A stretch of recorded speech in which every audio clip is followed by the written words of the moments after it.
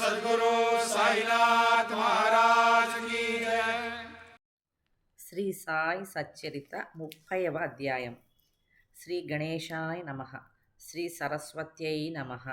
శ్రీ గురుభ్యో నమః. శ్రీ కులదేవతాయై నమః. శ్రీ సీతారామచంద్రాభ్యాం నమః. శ్రీ సద్గురు సాయినాథాయ నమః.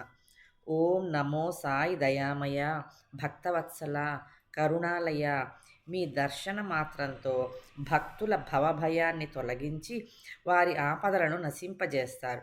ఓ సత్పురుష చూడామణి సాయినాథ, మొదట నిర్గుణంగా ఉన్న మీరు భక్తుల భావసూత్రంతో కట్టుబడి సగుణ సాకార రూపంలో వచ్చారు.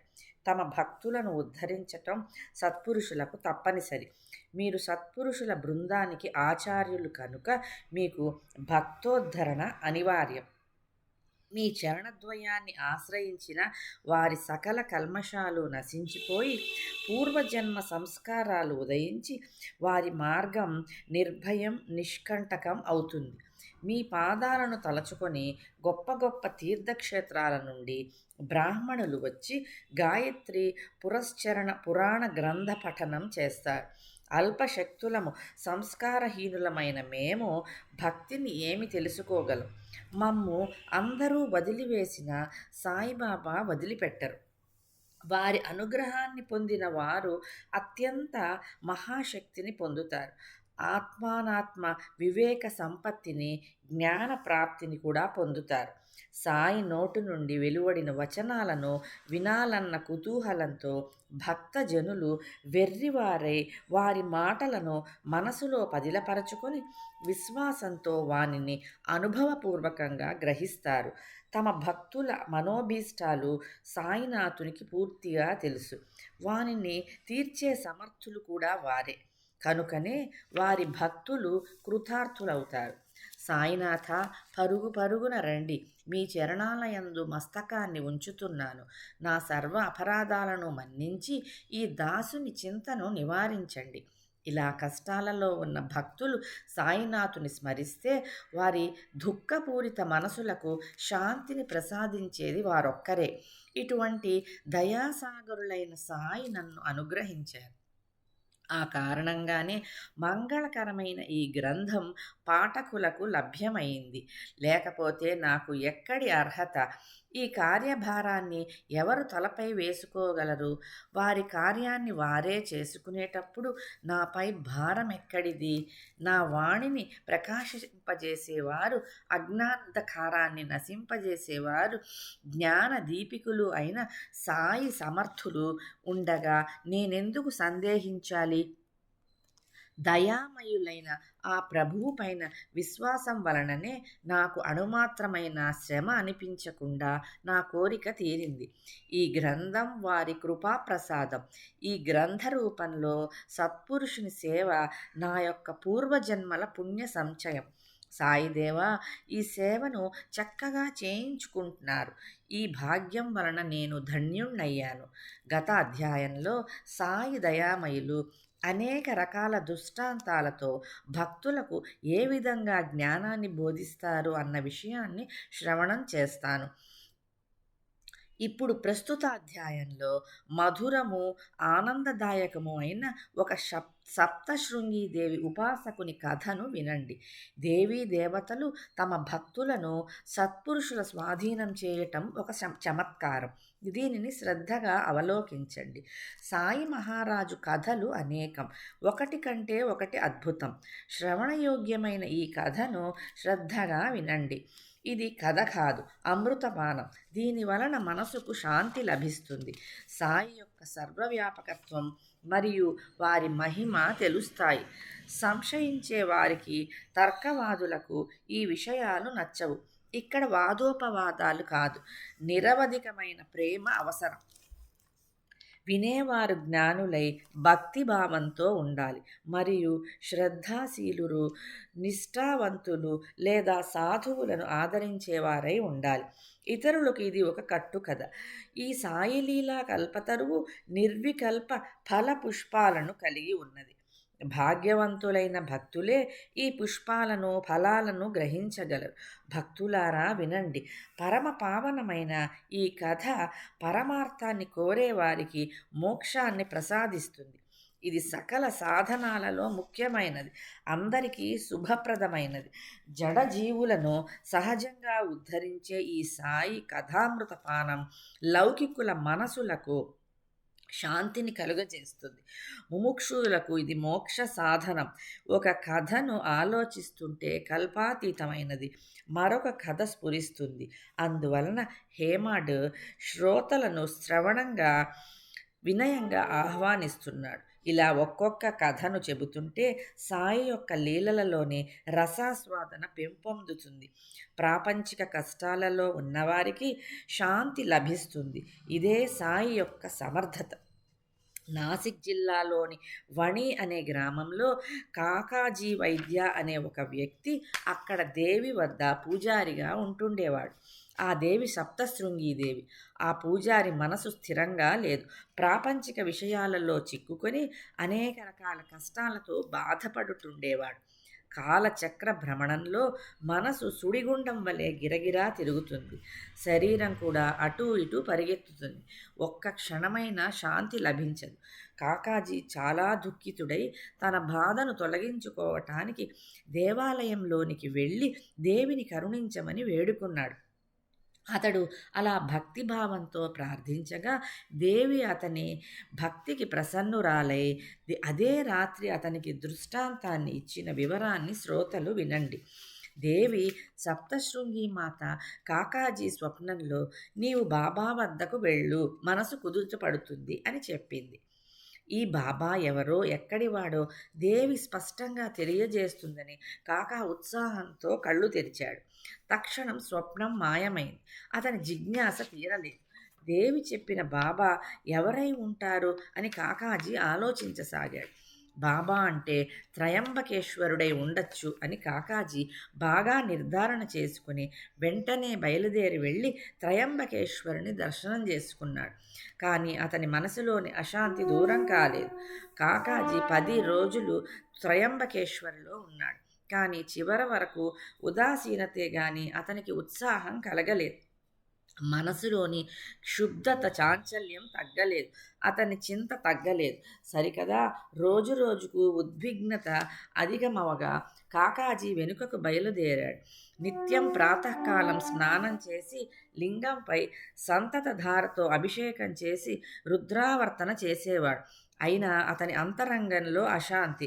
మరలా దేవి వద్దకు వెళ్ళి, అమ్మ, నన్ను త్రయంబకేశ్వరానికి ఎందుకు పంపావు?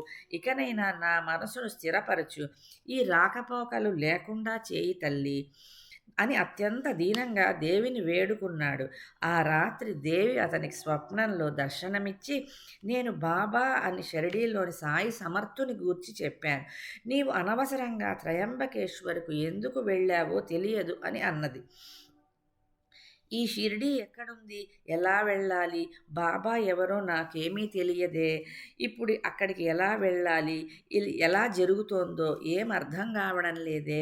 సత్పురుషుల చరణాలయందు భక్తి, వారి దర్శనాభిలాష ఉంటే సత్పురుషులే కాదు, అనంతుడు కూడా వారి మంచి కోరికను తీర్చుతాడు. భగవంతుడు సత్పురుషుడు ఒక్కరే. ఆ ఉభయులలో లవలేశమైన భేదం లేదు. పైగా వారిని ఉభయులుగా భావించటం ద్వైతం. సత్పురుషులు పరమేశ్వరుడు ఒక్కరే. సత్పురుషుల దర్శనానికి వెళ్ళి స్వేచ్ఛగా మనసులోని కోరికను తీర్చుకుంటానని అనుకోవటం కేవలం అహంకారం. సత్పురుషుల యోజనా పద్ధతి బుద్ధికి అందనిది. వారి సంకల్పం లేకుండా వారి దర్శనానికి ఎవరు వెళ్ళగలరు? ఆశ్చర్యం ఏమిటంటే వారి అనుమతి లేకుండా చెట్టు ఆకు కూడా కదలదు. వారి వారి భక్తిభావం, శ్రద్ధానిష్టలు, తీవ్రమైన దర్శనాభిలాషను బట్టి భక్త శ్రేష్ఠులు స్వానందానుభవంలోని పరాకాష్ఠను పొందుతారు. సాయిబాబా దర్శనానికి ఎలా వెళ్ళాలి అని ఇక్కడ కాకాజీ ఆలోచిస్తుండగా అతని నివాసాన్ని వెతుక్కుంటూ షిరిడీ నుండి అతిథి వచ్చారు. ఆ అతిథి సామాన్యమైన వాడా? బాబాకు అందరికంటే అధిక ప్రియుడు. ఆ ప్రేమను అతనితో అన్యులెవరూ సరితూగలేరు. అతని యోగ్యత కూడా ధన్యమైంది. అతని పేరు మాధవరావు. దేశపాండే అన్నది వంశపారంపర్యంగా వచ్చింది. బాబా వద్ద అతనికి తప్ప మరెవరికి చనువు సాగేది కాదు. ఎప్పుడూ ప్రేమగా దెబ్బలాడుకోవడం, అరే ఒరే అని ఏకవచన సంబోధన. బాబాకు అతనిపై కన్న కొడుకు వలె విశేషమైన ప్రేమ. అతడు వణికి వచ్చాడు. చిన్నప్పుడు అతనికి జబ్బు చేస్తే అతని తల్లి దేవికి మొక్కుకుంది. తల్లి, ఈ బాలుణ్ణి నీ ఒడిలో వేస్తున్నాను. వీణ్ణి చంపినా బ్రతికించినా నీవే. నా బిడ్డ బాగైతే నీ దర్శనానికి తీసుకువస్తాను అని మొక్కుకోగానే బాలుడు బాగయ్యాడు. మన పని పూర్తి కాగానే వైద్యుణ్ణి కానీ దేవుణ్ణి కానీ మర్చిపోతాం. మొక్కు కష్టకాలంలోనే గుర్తుంటుంది. మొక్కును తీర్చక పోతే అది భయానికి కారణమవుతుంది. ఎన్నో రోజులు, మాసాలు, సంవత్సరాలు గడిచిపోయాయి. మొక్కును మర్చిపోయింది. చివరకు ఆ తల్లి తన అంతిమ సమయంలో మాధవరావుతో, చాలా సంవత్సరాల నుండి ఉన్న మొక్కు ఇంతవరకు తీర్చలేదు. ఇంకా ఆలస్యం చేయటం మంచిది కాదు. నీవు దేవి దర్శనానికి వెళ్ళు అని చెప్పింది. అంతేకాక ఆమె 2 స్తనాలలో తామర వచ్చి చాలా బాధపడింది. భరించలేని ఆ బాధను సహించలేక దేవికి మరొక మొక్కును మొక్కుకుంది. తల్లి, నీకు నమస్కరిస్తున్నా. ఈ యాతన నుండి నన్ను రక్షిస్తే 2 వెండి స్తనాలను నీకు సమర్పిస్తాను అని. ఈ మొక్కును కూడా తీర్చాలి అనుకుంటూనే తీర్చలేకపోయింది. దేహావాసన సమయంలో ఇది కూడా గుర్తుకు వచ్చింది. ఈ మొక్కును కూడా కొడుకుకు గుర్తు చేసి మొక్కులు తీరుస్తానని అతని వద్ద మాట తీసుకొని ఆ తల్లి ఏ కోరికలు లేక హరిచరణాలలో లీనమైపోయింది. ఆ తరువాత వణికి వెళ్ళాలి అని అనుకుంటూ రోజులు, మాసాలు, సంవత్సరాలు గడిచిపోయాక మాధవరావు మొక్కులను తీర్చటం మర్చిపోయాడు. ఈ విధంగా 30 సంవత్సరాలు గడిచిపోయాక షిరిడీలో ఏం జరిగిందంటే, ఒక జ్యోతిష్యుడు అక్కడక్కడ పర్యటిస్తూ అక్కడికి వచ్చాడు. అతడు జ్యోతిష విద్యలో గొప్ప జ్ఞానం ఉన్నవాడు. భూత భవిష్యత్ వర్తమానాలను తెలపగలవాడు. అనేక మంది జిజ్ఞాసువులను సంతృప్తిపరచి వాహవా అని అనిపించుకున్నాడు. శ్రీమంతుడైన కేశవరావు బుట్టి మొదలగు అనేకులకు జ్యోతిషం చెప్పి వారిని సంతుష్టపరిచి అప్పటికప్పుడు అభిమానాన్ని సంపాదించుకున్నాడు. మాధవరావు తమ్ముడు బాపాజీ తన భవిష్యాన్ని గురించి ప్రశ్నించగా దేవి అతని యందు ప్రసన్నంగా లేదని తెలిపాడు. మీ తల్లి తన అంతిమ సమయంలో తన మొక్కుకున్న విషయాన్ని మొక్కులను తీర్చమని మీ అన్నకు చెప్పింది. వానిని ఈనాటి వరకు తీర్చనందున దేవి బాధను కలిగిస్తూ ఉంది అని చెప్పాడు. ఆ కథనంతా బాపాజీ మాధవరావు ఇంటికి రాగానే చెప్పాడు. మాధవరావుకు అంతా గుర్తు వచ్చింది. కంసాలని పిలిపించి 2 వెండి స్తనాలను చేయించి వారిని తీసుకుని మసీదుకు వెళ్ళాడు. బాబాకు సాష్టాంగ ప్రణామం చేసి 2 వెండి స్తనాలను వారి ముందు ఉంచి, ఇవిగో వీరిని స్వీకరించండి, మా మొక్కు తీరుతుంది. మీరే మా సప్తశృంగి, మీరే మా కులదేవత. ఈ మొక్కుబడిని తీసుకోండి, శాంతించండి, ఇక కష్టపెట్టకండి అని అన్నాడు. బాబా సప్తశృంగి మందిరానికి వెళ్ళి ఈ స్తనాలను నీ చేతులతో ఆమె చరణాల వద్ద అర్పించు అని జవాబు చెప్పారు. అలా బాబా బలవంత పెట్టగా మాధవరావు కూడా అట్లే తోచి ఇల్లు వదిలి దేవి దర్శనానికి వెళ్ళాలని నిశ్చయించుకున్నాడు. బాబా దర్శనానికి వెళ్ళి శుభాశీసులతో విభూది ప్రసాదాన్ని వారి అనుమతిని తీసుకొని బయలుదేరాడు. సప్తశృంగి చేరుకొని వారి తెగకు చెందిన పూజారికై వెతకసాగాడు. దైవవశాత్తు ఏ శ్రమ లేకుండానే కాకాజీ ఇంట్లోనే దొరికాడు. కాకాజీ మనసులో అతి త్వరగా బాబా దర్శనం చేసుకోవాలని ఉత్సుకత. సరిగ్గా అప్పుడే మాధవరావు వచ్చి కలవటం ఇది సామాన్య విషయమా? మీరెవరు, ఎక్కడి నుండి రావటం అని ప్రశ్నించగా అతడు షిరిడీ నుండే వచ్చాడని తెలిసినప్పుడు ఆ ఆనందానికి హద్దులు లేవు. ఉభయులు వెంటనే కౌగిలించుకున్నారు. ఇద్దరూ ప్రసన్న చిత్తులై సాయి లీలలను చెప్పుకున్నారు. మొక్కుబడి కార్యం పూర్తి కాగానే కాకాజీ షిరిడీకి బయలుదేరాడు. శ్రీ సాయి సచ్చరితలోని 30వ అధ్యాయం మొదటి భాగం సమాప్తం. శ్రీ సచ్చిదానంద సద్గురు సాయినాథ్